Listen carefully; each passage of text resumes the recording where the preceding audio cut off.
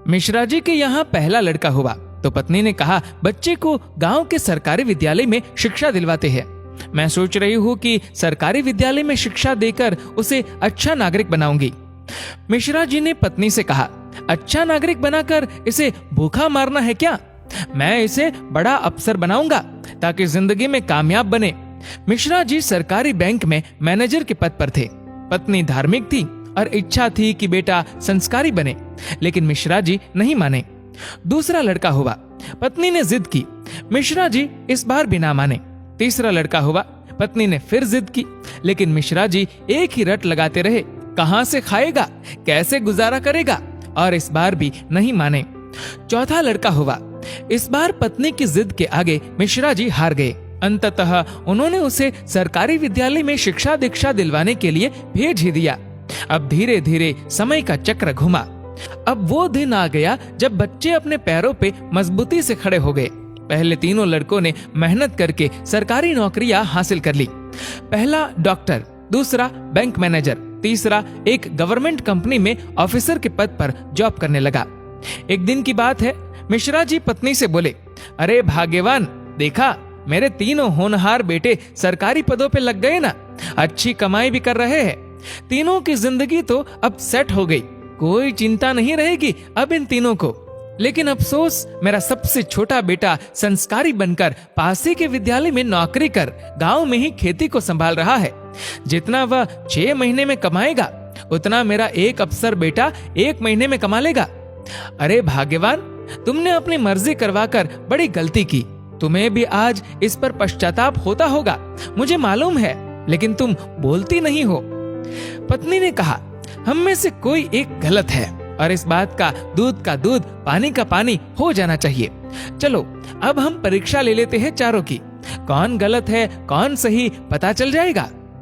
दूसरे दिन शाम के वक्त पत्नी बाल बिखरा अपनी साड़ी का पल्लू फाड़कर और चेहरे पर 1-2 नाखून के निशान मारकर आंगन में बैठ गई और पतिदेव को अंदर कमरे में छिपा दिया।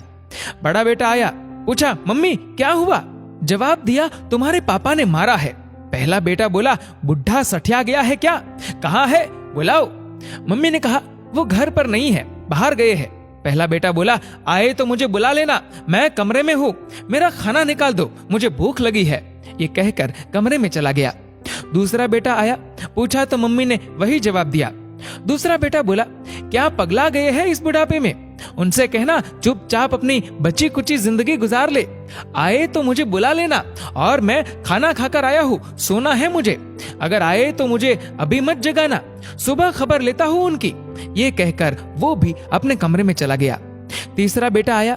वजह पता चलते ही वो तो आग बबूला हो गया। इस बुढ़ापे में अपनी औलादों के हाथ से जूते खाने वाले काम कर रहे हैं। इस बेटे ने तो मर्यादा की सारी हदें पार कर दी। ये कहकर अपने कमरे में चला गया। मिश्रा जी अंदर बैठे बैठे सारी बातें सुन रहे थे। ऐसा लग रहा था कि जैसे उनके पैरों के नीचे से जमीन खिसक गई हो और उनके आंसू नहीं रुक रहे थे। किस तरह इन बच्चों के लिए दिन रात मेहनत करके इन्हें पाला पोसा, बड़ा आदमी बनाया, जिनकी तमाम गलतियों को मैंने नजरअंदाज करके आगे बढ़ाया, और ये ऐसा बर्ताव अब तो बर्दाश्त ही नहीं हो रहा। इतने में चौथा बेटा घर में ओम ओम ओम करते हुए अंदर आया। माँ को इस हाल में देखा तो भागते हुए आया। पूछा तो माँ ने अब गंदे गंदे शब्दों में अपने पति को बुरा भला कहा।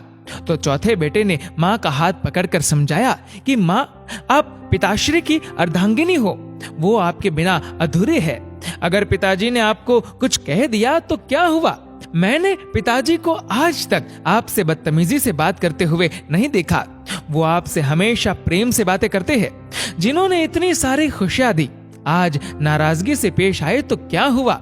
हो सकता है आज उनको किसी बात को लेकर चिंता रही हो ना हो माँ, आपसे कहीं गलती जरूर हुई होगी। पिताजी आपका कितना ख्याल रखते हैं, याद है ना आपको? 6 साल पहले जब आपका स्वास्थ्य ठीक नहीं था तो पिताजी ने कितने दिनों तक आपकी सेवा की थी। वही भोजन बनाते थे, घर का सारा काम करते थे, कपड़े धोते थे। तब आपने फोन करके मुझे सूचना दी थी कि मैं संसार की सबसे भाग्यशाली औरत हूँ। तुम्हारे पिताजी मेरा बहुत ख्याल रखते हैं। इतना सुनते ही माँ बेटे को गले लगाकर फफक फफक कर रोने लगी। मिश्रा जी आंखों में आंसू लिए सामने खड़े थे। अब बताइए क्या कहेंगे आप मेरे फैसले पर? पत्नी ने मिश्रा जी से पूछा। मिश्रा जी ने तुरंत अपने बेटे को गले लगा लिया।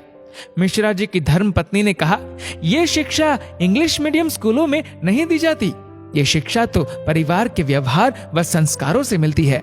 अब मिश्रा जी को एहसास हुआ, जिन बच्चों पर लाखों खर्च करके डिग्रियां दिलाई वे सब तो नकली निकले। जीवन का अंतिम समय कैसे व्यतीत होगा, इसका फैसला आपका धन नहीं बल्कि आपके द्वारा किए गए व्यवहार और दिए हुए संस्कार तय करेंगे। दोस्तों, इस वीडियो को लेकर आपकी क्या राय है नीचे कमेंट करके जरूर बताएगा। और अगर आपको वीडियो अच्छा लगा हो तो इस वीडियो को लाइक करेगा, शेयर करेगा ज्यादा से ज्यादा लोगों तक, और ऐसे ही और भी